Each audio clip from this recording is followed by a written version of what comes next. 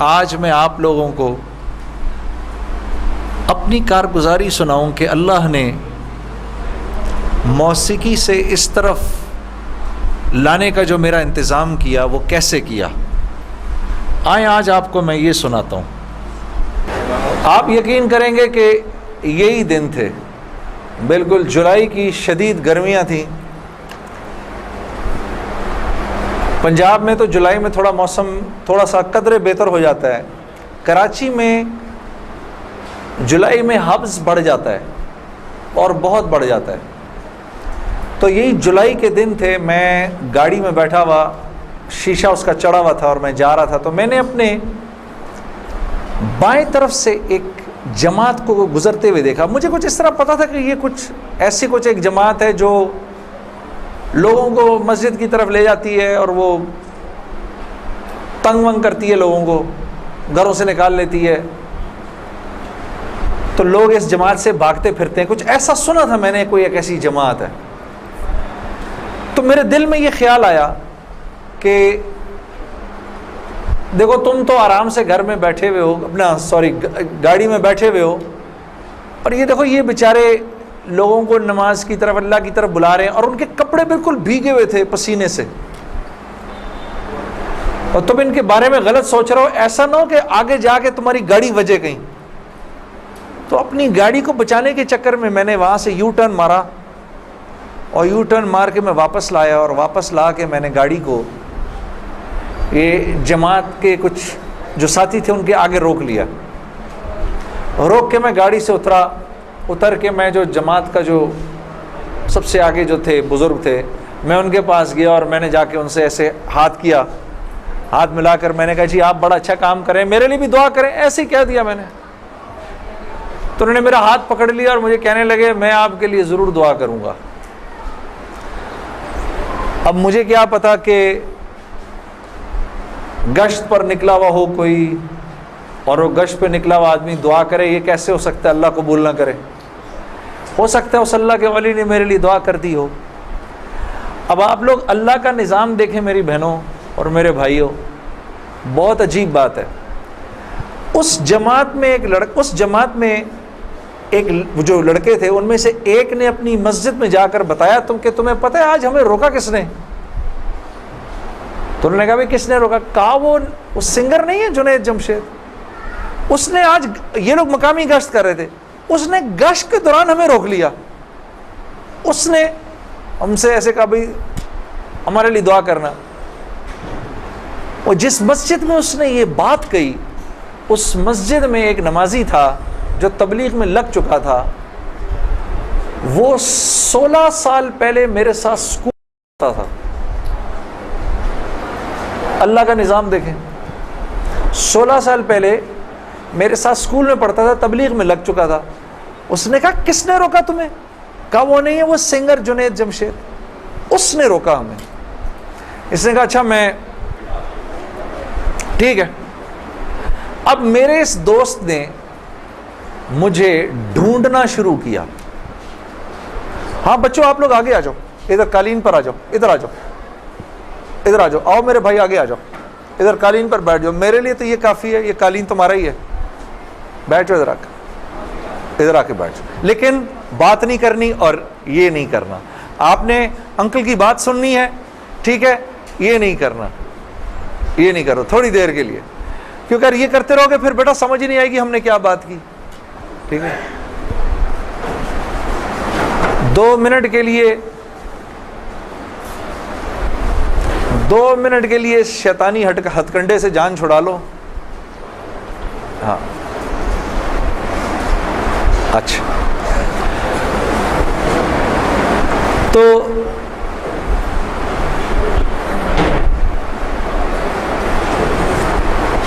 خیر میرے اس دوست نے مجھے ڈھونڈنا شروع کیا، اور اس واقعے کی کوئی تقریباً 1-1.5 مہینے بعد اس نے مجھے ڈھونڈ لیا۔ اور ایک دن جی میرے گھر فون آتا ہے، جنید، اب میں نے جب اس کا مجھے پہچانا، اس نے بولا جنید مجھے پہچانا، آپ یقین کریں گے میں 16 سال بعد اس کی آواز سن رہا تھا, میں پہچان گیا. میں نے کہا جنید بول رہے ہو؟ ہنسنے لگا. تو مجھے پہچان گیا؟ میں نے کہا میں بالکل پہچان گیا. تو اتنا تو شرارتی لڑکا تھا تو کلاس کے اندر. اور میں نے کہا کیونکہ ہم دونوں کے نام ایک تھے تو تیرے چکر میں بھی بدنام رہتا تھا. ہنسنے لگا, یار کمال ہے تو نے مجھے پہچان لیا. میں نے کہا ہاں میں نے پہچان لیا, میں نے تیرے سے ملنا ہے. میں نے کہا کیوں؟ کہتا ہے بس ایسے ہی, وجہ کوئی نہیں ہے. میں نے کہا یار اچھا ہماری زندگی ایسی تھی, شوبز کی زندگی تھی ہماری, کہ ہمارا دل ملنے کو نہیں کرتا تھا کسی سے. یعنی ہم نے مینیجر رکھے ہوتے تھے جو ہمیں صرف لوگوں سے دور رکھتے تھے. ان کا کام تھا لوگوں سے بات کرنا, لوگوں سے ڈیل کرنا. ہم تک کوئی نہ پہنچے بس. یہاں تک کہ آپ حیران ہوں گے اگر میں آپ کو بتاؤں, یہ بڑی ایک افسوسناک بات ہے کہ ہمارے اپنے گھر والوں کا ہماری زندگی میں رول کم ہوتا تھا, ان مینیجرز کا رول زیادہ ہوتا تھا. آپ نے گھر کب جانا ہے, بچوں سے کب ملنا ہے, یہ تک ان مینیجروں کے ہاتھ میں ہوتا تھا. تو اب کوئی مجھے فون کرے کہ میں نے تم سے ملنا ہے, یہ تھوڑی کہ میں فوراً مل لوں گا اس سے. اب پتہ نہیں اللہ جانے اس نے کیوں ملنا ہے, میرا وقت ضائع کرے گا کیا ہے. تو میں نے جنید غنی سے کہا کہ یار بغیر وجہ کے کیوں ملنا ہے تم نے, بس ایسے ہی. میں نے کہا انشاءاللہ دیکھو پھر چلو اللہ نے کبھی موقع دیا تو ملیں گے. کڑک میں نے فون بند کر دیا. ہمیں تو عادت تھی فون بند کرنے کی. اگلے دن پھر فون آ گیا اس کا. میں نے کہا کیا کام ہے؟ کام کوئی نہیں, ملنا ہے. کیوں؟ یار کوئی وجہ نہیں, مل لیتے ہیں. میں نے کہا یار وقت نہیں ہے, فون پہ بات کر لو. نہیں فون پہ کام کوئی نہیں ہے. کڑک فون پر. ایک دفعہ ہوا, 2 دفعہ, اب اس کا میں ہیلو سنتا تھا فون بند کر دیتا تھا. یہ سلسلہ 1-2 مہینے تک چلتا رہا, یہاں تک کہ جنید غنی کو میرے گھر کے نوکروں کے نام یاد ہو گئے, فون اٹھانے والوں کے نام یاد ہو گئے, سب کچھ یاد ہو گیا. اس کو سب پتہ ہوتا تھا میں کب پاکستان میں ہوں, کب نہیں ہوں, کب کہاں ہوں, سب. ایک دن اس کا فون آیا, تو جب میں نے فون رکھنے لگا مجھ سے کہتے دیکھ میں تجھے اللہ کا واسطہ دیتا ہوں, میری 1 منٹ کی بات سن لے. میں نے بولا بولو. میں ابھی عمرہ کر کے آیا ہوں, تو میں مدینے اور مکے کی کھجوریں اور زمزم اور یہ کچھ چیزیں لے کر آیا ہوں, یہ لے لے میرے سے, پھر اس کے بعد میں چلا جاؤں گا. کتنی دیر کے لیے آؤ گے تم؟ 5 منٹ کے لیے. میں نے کہا ہاں 5 منٹ. جنید غنی یاد رکھنا 5 منٹ. 5 منٹ. دوپہر کو مجھے یاد ہے 3:30 بجے ابھی تک پلاننگ ہوئی, جنید غنی صاحب آئے. اب میں نے جب جنید غنی کو دیکھا تو میرا تو دماغ ہی چکرا گیا. کیا دیکھتا ہوں, سفید لباس ہی جیسے مولوی صاحب نے پہنا ہوا ہے, سر پہ پگڑی, اتنی بڑی داڑھی, اوپر واسکٹ پہنی ہوئی اس نے, پائنچے اس کے اوپر. میں نے کہا جنید غنی یہ تجھے کیا ہو گیا؟ کہتا ہے مجھے کیا ہو گیا؟ میں کیا کہوں تجھے کیا ہو گیا؟ میں نے کہا یہ تیرا حال تیرے جیسا شیطان, یہ اتنا بڑا بزرگ بنا ہوا, آؤ بیٹھو میرے پاس. آیا میرے پاس بیٹھا, اس نے مجھے کھجوریں دیں, زمزم دی, جانماز دی, اور پورے 5 منٹ میں کہتا ہے میرے 5 منٹ پورے ہوئے, اب میں چلتا ہوں. میں نے کہا نہیں اب بیٹھ جاؤ, بیٹھ جاؤ, مجھے بتاؤ یہ سب کیا ہے. پھر مجھے کہنے لگا چل چھوڑ اس کو یار, اسکول کی بات کرتے ہیں. میں نے کہا اسکول چھوڑو, مجھے بتاؤ یہ کیا ہے, یہ کنہوں نے تمہارا حال کیا. یہ مجھ سے کہنے لگا مل لو ان سے.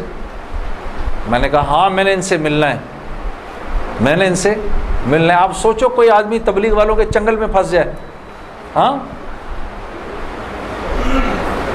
تو مجھ سے کہتا ہے کل سے ہمارا اجتماع شروع ہو رہا ہے, میرے ساتھ اجتماع پر چلو. میں نے کہا میں چلوں گا. تو میں کل تمہیں پک کرنے آؤں گا, صبح کے وقت پک کرنے آؤں گا. آپ یقین کرو 5 منٹ کے لیے آیا تھا, 3.5 گھنٹے میں نے بٹھا کے رکھا اس کو اپنے پاس. میں اس سے باتیں سنتا رہا, جنید غنی کیا, پھر کیا ہوا, پھر کیا ہوا, پھر کیا ہوا, کیا ہوا, کیا ہوا. آخر میں نے کہا میں تمہارے ساتھ اجتماع پر چلوں گا. خیر جی میں تیار ہو گیا. میں نے اپنی نئی صاف ستھری جینز نکالی, اپنی میں نے ٹی شرٹ نکالی, لمبے لمبے میرے بال تھے, ہاں میں تیار ہو گیا جس طرح میرا خیال تھا بہترین طریقے کا تیار ہونے کا, میں ہو گیا تیار. اب جب میں وہاں پہنچا, اترا, میں نے جا کے اجتماع دیکھا تو میں نے دیکھا کہ ہر آدمی شلوار قمیض میں, ہر آدمی کے سر پہ ٹوپی.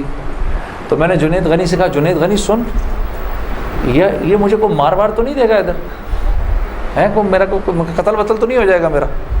کہتا نہیں, ہم لوگ مارنے والی پارٹی نہیں, ہم لوگ کھلانے والی پارٹی ہیں.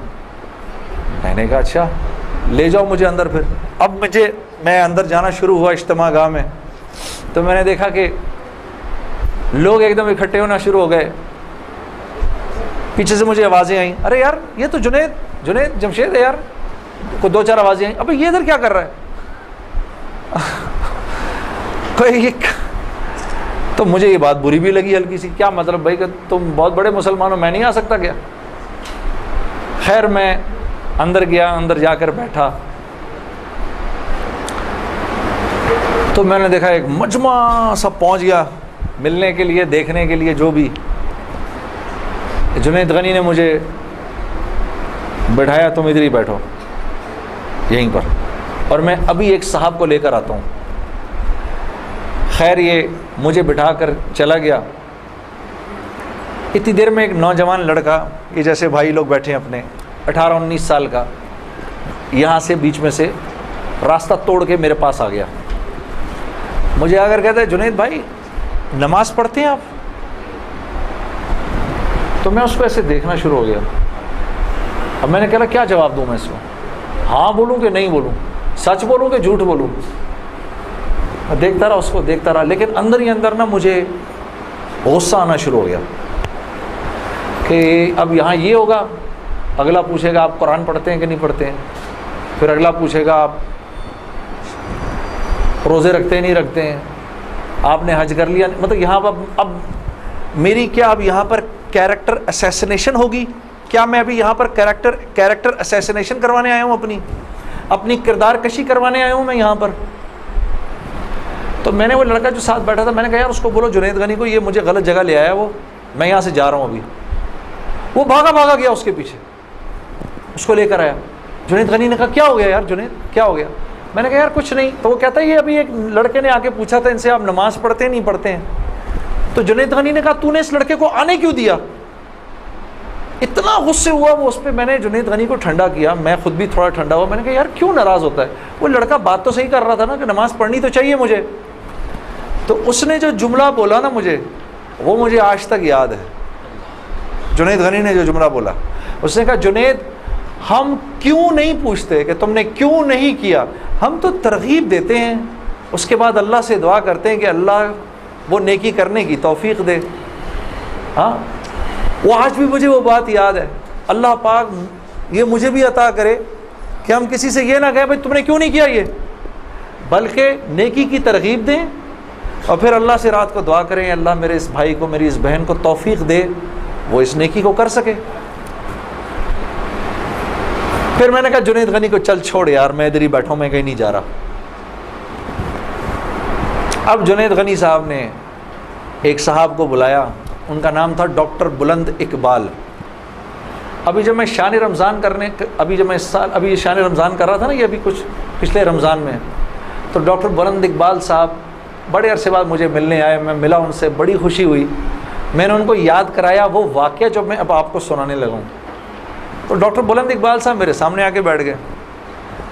اور ڈاکٹر بلند, اب تبلیغ والوں کا بہن میں ذرا سا آپ کو بتاؤں کہ تبلیغ والے نا اب وہ سامنے والے کو جانتے نہیں ہیں, لیکن اس کو اللہ کی دعوت تو دینی ہے. تو آپ پہلے اس سے پوچھتے ہیں بھائی آپ کیسے ہیں, خیریت سے ہیں, آپ کا اسم گرامی کیا ہے؟ اچھا ماشاء اللہ بڑی خوشی ہوئی آپ سے مل کے, یہ میرا نام ہے, بڑا اچھا کیا آپ آئے. پھر باتوں میں پوچھتے ہیں کہ آپ کیا کرتے ہیں. تو میرے سے بھی انہوں نے پوچھ لیا, تو جنید صاحب آپ کیا کرتے ہیں؟ تو میں چپ کر گیا. اچھا کوئی بات نہیں, آواز آ رہی ہے نا میری؟ ٹھیک ہے, اللہ آپ لوگوں کو خوش رکھے. جی تو میرے سے پوچھنے لگے جنید صاحب آپ کیا کرتے ہیں؟ اب میں اس کی شکل دیکھنا شروع ہو گیا. میں نے کہا ابھی تک تو جی اچھا اچھا اچھا اچھا ہو رہی ہے اس کی ریکارڈنگ؟ اچھا اچھا چلو آپس میں بات نہیں, میرے سے سن لو, آپس میں بات نہ کریں. تو میرے سے نا اب میں ان کی شکل دیکھوں, میں نے کہا اب تک مار نہیں پڑی تو اب پڑے گی. اب جو میں نے بتایا نا میں کیا کرتا ہوں, تو میرے چہرے کے بدلتے ایکسپریشنز دیکھ کے نا جنید غنی نے ان سے کہا, ارے ڈاکٹر صاحب آپ اس کو نہیں پہچانتے, یہ وہ ہے نا جس نے دل دل پاکستان گایا ہے. ڈاکٹر صاحب کہتے ہیں ارے واہ واہ واہ واہ واہ واہ واہ واہ, مسلمان کی تو شان ہی یہی ہے, جس کام کو کرتے آگے بڑھ جاتا ہے. میں نے کہا یہ آدمی ٹھیک آدمی ہے,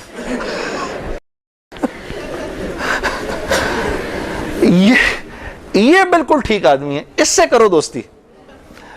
تو بعد میں میں نے ڈاکٹر صاحب سے کہا, ڈاکٹر صاحب یہ جواب آپ کہاں سے لائے اتنا خوبصورت سا؟ تو مجھے کہنے لگے یار میں نہ تجھے جانتا نہ مجھے یہ پتا دل دل پاکستان کیا. تو جب اس نے بولا نا کہ اس نے دل دل پاکستان گایا, تو میں نے کہا واہ واہ واہ واہ, اور میں دل میں دعا کروں یا اللہ جلدی سے صحیح جواب میرے ذہن میں ڈال, جلدی سے صحیح بات ڈال میرے ذہن میں.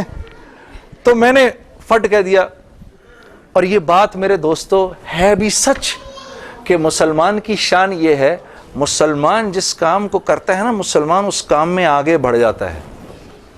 ساری دنیا میں جن کاموں کو آپ برا کام سمجھتے ہیں نا کہ یہ برے کام ہیں, ان برے کاموں کو بھی اگر کبھی کسی مسلمان نے کیا نا تو یقین کرو غیروں سے بھی زیادہ کیا. ہاں یقین کرو, مسلمان ایک عجیب امت ہے, ہم سے بہتر کوئی نہیں. کنتم خیر امہ, بس یہ ہر لائن سے بہترین امت ہے. جس کو اللہ ہی کہہ دے تم بہترین ہو تو پھر ہمیں دوسروں سے پوچھنے کی کیا ضرورت ہے کہ ہم اچھے ہیں کہ برے ہیں. ہاں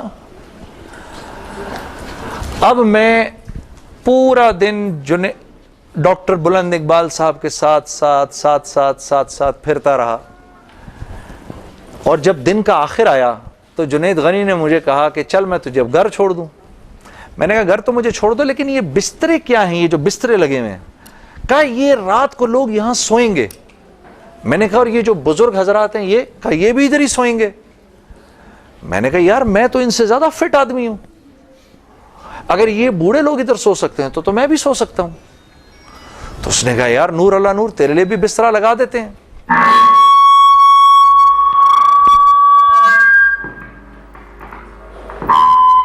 جی اب ٹھیک ہے. تو مجھے کہنے لگا تیرے لیے بھی بسترا لگا دیتے ہیں. میں بھی سو گیا ادھر ہی اس رات کو.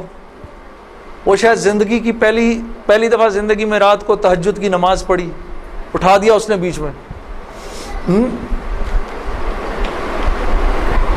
تو ایک دن گزرا, دوسرا دن گزرا, تیسرے دن مولوی طارق جمیل صاحب کا بیان تھا. اب مجھے تو نہیں پتا یہ کون ہے. ہاں جب مولوی صاحب نے بیان کیا تو میں نے جنید غنی سے کہا یار بڑے اچھے اچھے بیان تھے یہ سارے تیرے بزرگ, یہ کون آدمی ہے؟ کہنے لگا یار یہ ہیں ہمارے ایک مولانا. میں نے کہا یار میں نے ان سے ملنا ہے. کہتا یار ان سے نہیں مل سکتا کوئی. میں نے کہا بھائی میں اس ملک کے صدر سے بھی مل سکتا ہوں اور اس ملک کے پرائم منسٹر سے بھی مل سکتا ہوں, یہ مولوی سے ملنا کیا مشکل ہے؟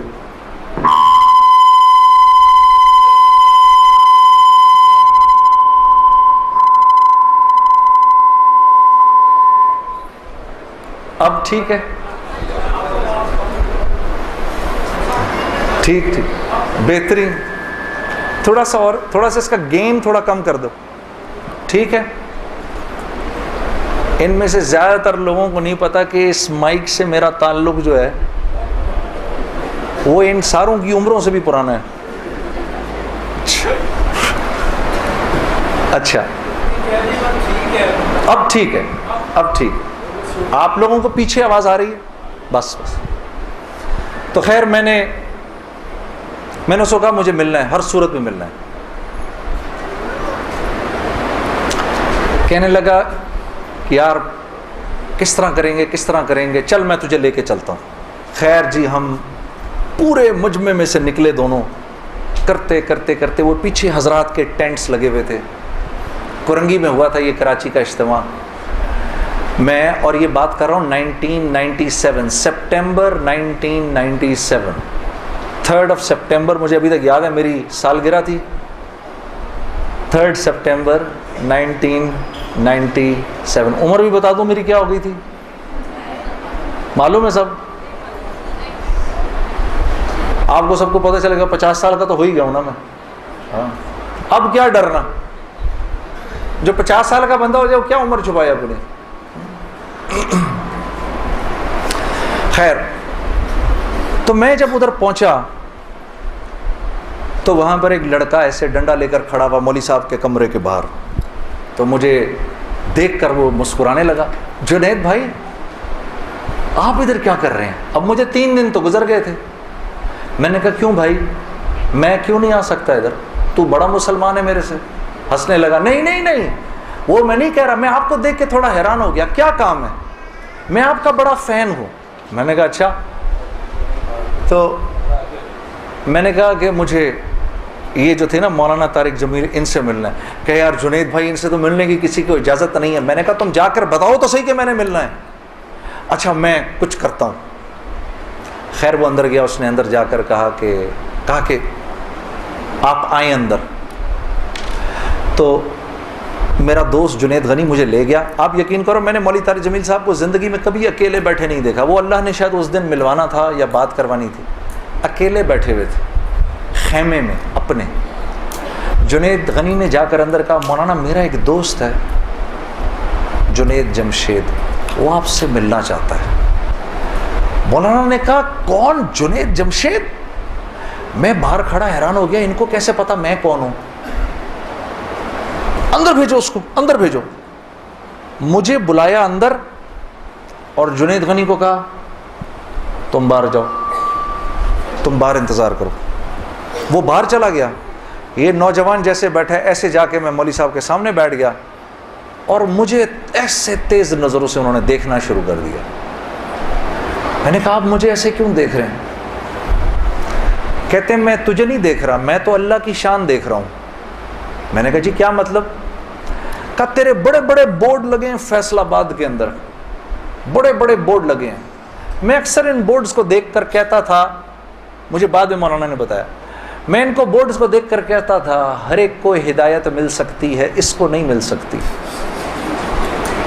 ہاں آج میں جب ادھر ایئرپورٹ آ رہا تھا تو ایئرپورٹ پہ تیرا بڑا سا بورڈ لگا ہوا تھا, ایسے ہی میرے دل میں آئی یا اللہ کیا یہ نہیں ہو سکتا کہ اس سے میری ملاقات ہو جائے, اور تو میرے سامنے بیٹھا ہے, میں اللہ کی شان دیکھ رہا ہوں.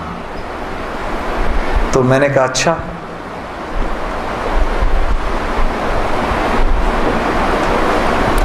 کہنے لگے دل دل پاکستان تو نے گایا ہے؟ میں نے کہا جی. میں نے کہا آپ نے سنا ہے؟ کہا نہیں سنا تو نہیں, بسوں کے پیچھے لکھا دیکھا ہے. میں نے کہا چلو یہ کسی یوں پہنچا نہ پہنچا, آئے تو صحیح برسر الزام ہی آئے. ہاں ہونٹوں پہ کبھی ان کے میرا نام ہی آئے, آئے تو صحیح برسر الزام ہی آئے. میں نے کہا چلو یوں نہیں تو یوں سے, تعارف یوں نہیں ہوا تو یوں ہو گیا, بسوں کے پیچھے تو لکھا دیکھ لیا. کوئی نہیں کوئی نہیں, ادھر سنو. اور یہ ہمارے ملک کی سوغات ہے, اس پہ گھبرانا نہیں چاہیے یار. ایسے ہو جاتے ہیں ہائے یہ کیا, ارے یار کیا ہو گیا, بجلی چلی گئی نا, آ گئی. یہ تو ہمارے ملک کی سوغات ہے, اس پہ گھبرانا نہیں چاہیے. ہاں اس پہ اس لیے نہیں گھبراؤ, آپ نہیں گھبراؤ گے نا تو غیر بھی نہیں گھبرائیں گے. جب آپ گھبرا جاتے تو غیر بھی کہتے ہیں ہاں یار کوئی عجیب سی بات ہو گئی ہے. تو ہاں ان کو بھی بولو یوز ٹو ہو جاؤ بھائی, ہم لوگ مل بانٹ کے کھانے والے ہیں, کبھی آپ کے گھر نہیں تو کبھی ان کے گھر نہیں, ہاں کبھی میرے گھر تو کبھی آپ کے گھر. تو اس پہ گھبرانا نہیں چاہیے. خیر تو میں نے مولوی صاحب سے کہا مولانا میرا ایک سوال ہے. ایک پاکستانی نوجوان میری عمر کا جس نام شہرت کا تصور بھی نہیں کر سکتا، وہ سب کا سب میرے پاس موجود ہے، لیکن میں اندر سے خالی ہوں۔ لوگ اس بات کو نہیں جانتے، لوگ سمجھتے ہیں کہ میں بہت خوش ہوں، لیکن میں اندر سے بہت پریشان ہوں، بہت اضطراب ہے، اور اس کی وجہ مجھے سمجھ نہیں آتی۔ فرمانے لگے تیرا مسئلہ یہ ہے کہ تجھے چوٹ لگی ہے سیدھے گھٹنے پر اور تو مرم لگا رہا ہے الٹے گھٹنے پر۔ میں نے کہا جی وہ کیسے؟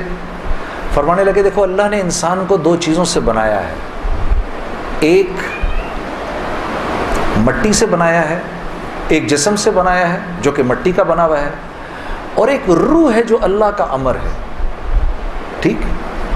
تو جسم کیونکہ مٹی کا ہے اس لیے اللہ نے اس کی ہر ضرورت کو مٹی میں رکھا ہے۔ جو کھانا ہم کھاتے ہیں، جو کپڑے ہم پہنتے ہیں، جو پانی ہم پیتے ہیں، جن گھروں میں ہم رہتے ہیں، جو چیزیں ہم استعمال کرتے ہیں، یہ سب جسم کی ضرورت کی چیزیں ہیں، اور کیونکہ جسم مٹی کا ہے تو اللہ نے ان تمام ضرورتوں کو مٹی میں رکھا ہے۔ روح اللہ کا امر ہے، یہ آسمانوں سے آئی ہے تو اس کی خوراک بھی آسمانوں پر ہے، زمین میں نہیں ہے۔ پھر فرمانے لگے اگر میں تم کو سونے کے ایک محل میں بند کر دوں اور 4 دن کھانے کو نہ دوں تم کیا کرو گے؟ میں نے کہا ظاہر سی بات ہے میں چیخوں گا کہ مجھے کچھ کھانے کو دو۔ کہا بس یہی حال تیری روح کا ہے کہ تیرا جسم اچھے اچھے کپڑے پہنتا ہے، بڑی بڑی گاڑیاں چلاتا ہے، اچھے اچھے محلوں میں رہتا ہے، اور تو اپنے آپ کو سیٹسفائی کرنا چاہتا ہے، لیکن اندر تیری روح جو ہے وہ بھوکی ہو کے جب چیختی ہے تو تیرے سر میں درد ہوتا ہے، تو اس روح کی بھوک کا بھی تو علاج کر۔ تو میں نے کہا اس کی خوراک کہاں ہے؟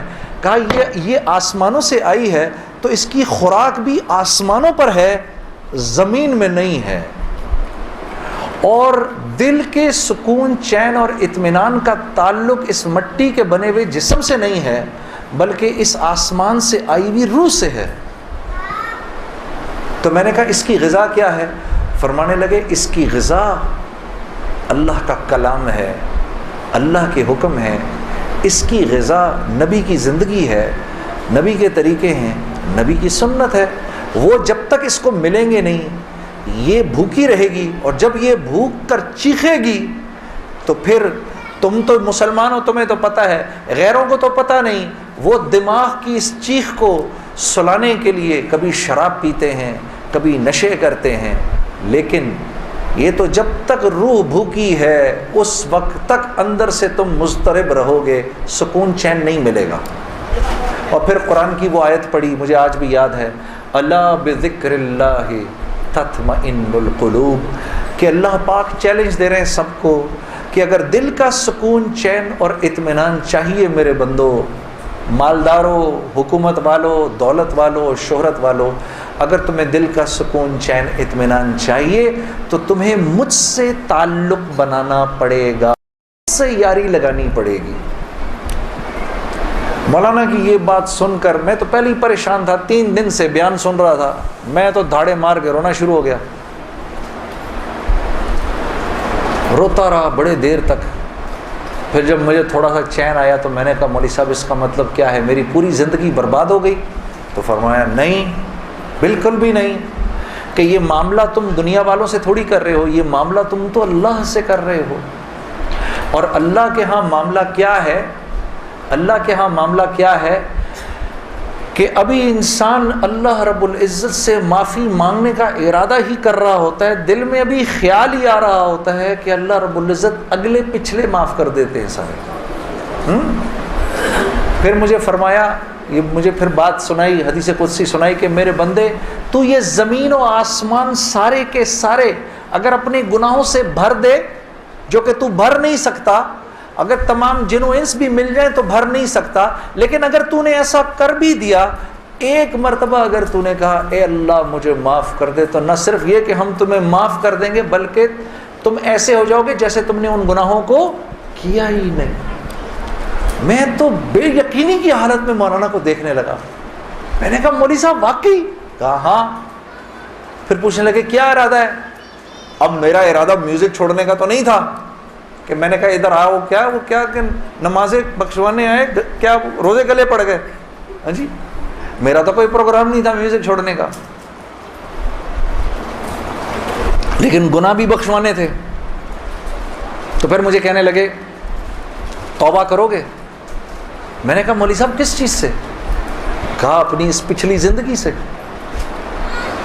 میں سوچ میں پڑ گیا۔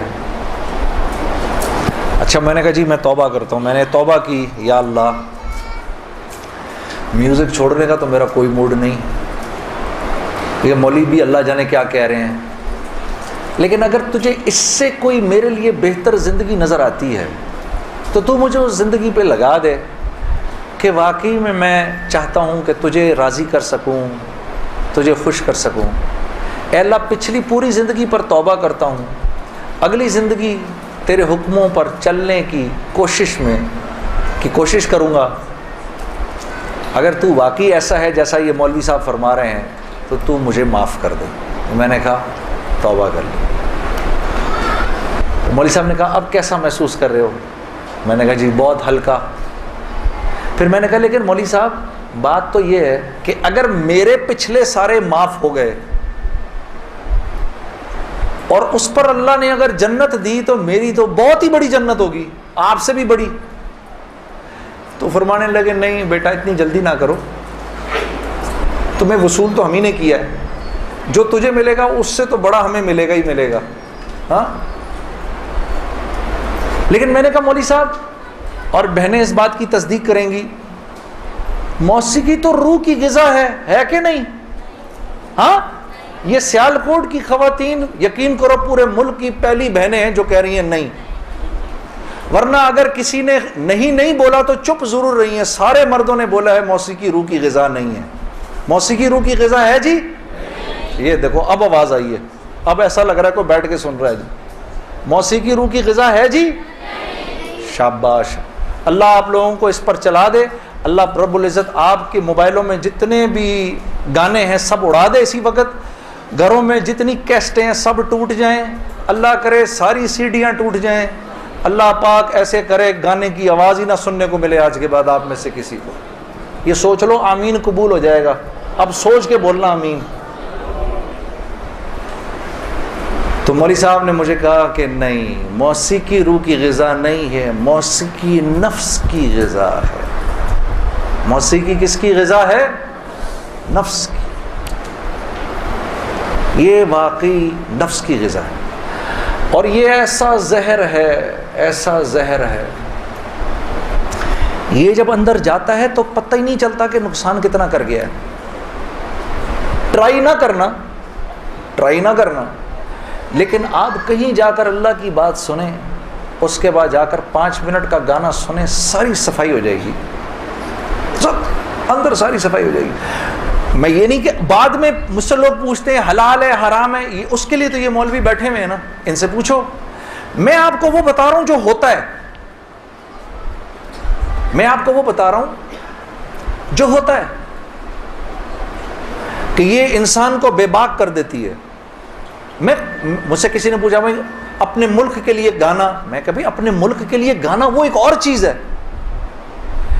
میں ان گانوں کی بات کر رہا ہوں جن کو عام طور پہ لوگ سن رہے ہوتے ہیں بازاروں میں، ہاں، اور پھر کہتے ہیں اس کے سننے میں کیا ہے۔ ارے یار میں کیا بتاؤں آپ کو کیا ہے، خدا کی قسم اگر وہ زندگی اس زندگی سے بہتر ہوتی مجھے کیا تکلیف تھی۔ مجھے ایک ساتھی کہنے لگا اب تو آپ کے لیے اس زندگی کی طرف جانا بڑا مشکل ہے۔ میں نے کہا کوئی مشکل نہیں، گلا تو وہیں کا وہیں ہے، گا سکتے ہیں، لیکن اب اس زندگی کی طرف جانے سے بہتر لگتا ہے کہ میں آگ میں چھلانگ مار دوں، کہ وہ اس قدر خطرناک زندگی، وہ اتنی ایک، یقین کرو پوری، صرف گانا نہیں ہوتا، وہ ایک پوری زندگی ہے، وہ ایک پوری زندگی کا نام، جیسے یہ ایک پوری زندگی کا نام ہے نا، صرف دعوت کے 2 بول نہیں ہیں۔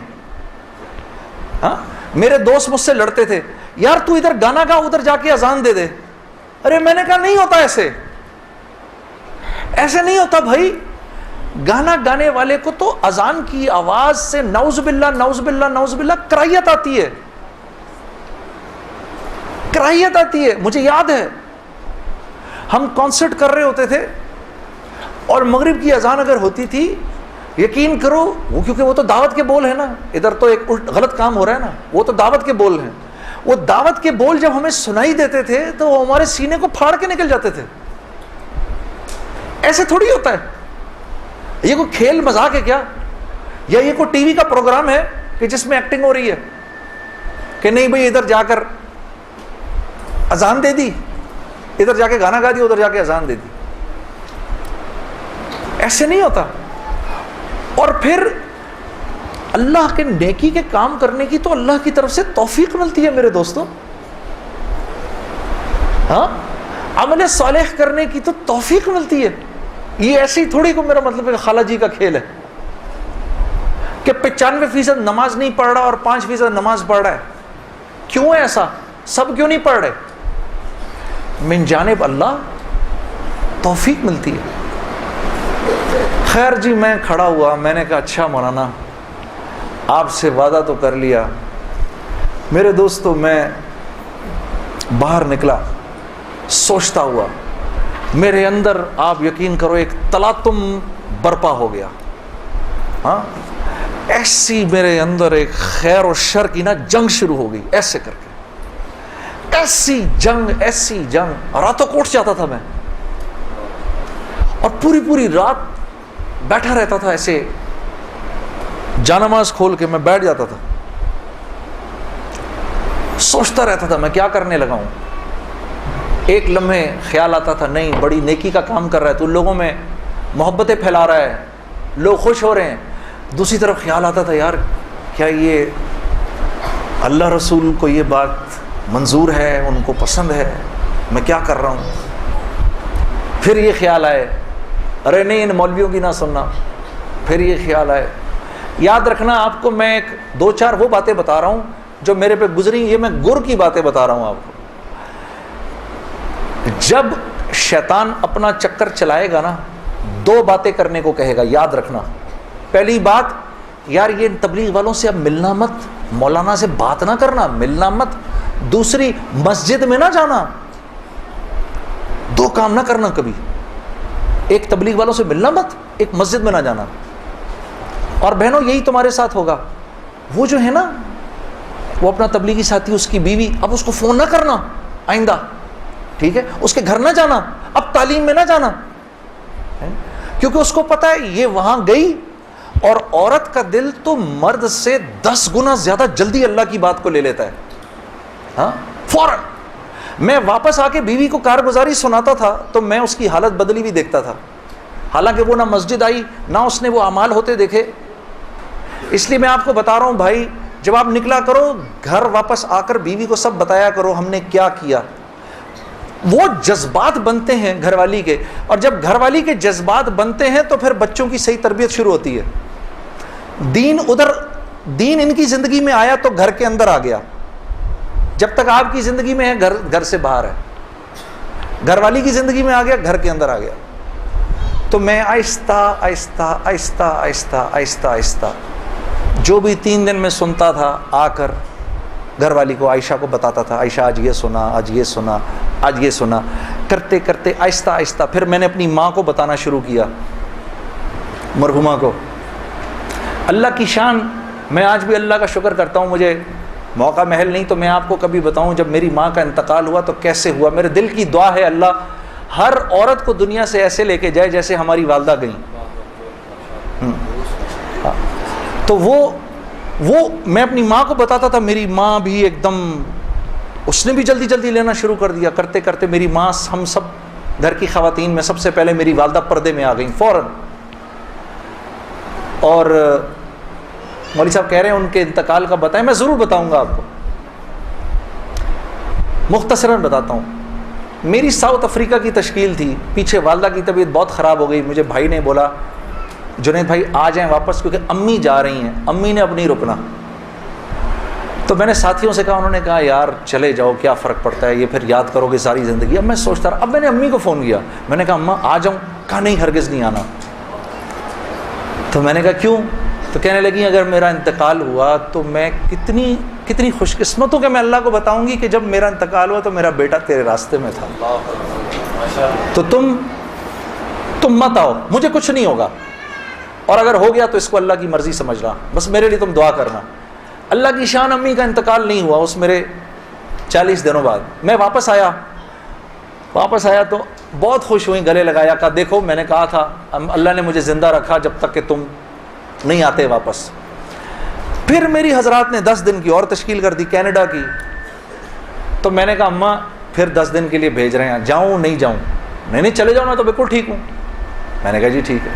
میں جس دن گیا ہوں اس دن ہم ٹورانٹو میں مرکز میں بیٹھے ہوئے تھے, تو وہ پوری ٹورانٹو کی شورا سامنے بیٹھی ہوئی تھی, میرا بیان تھا.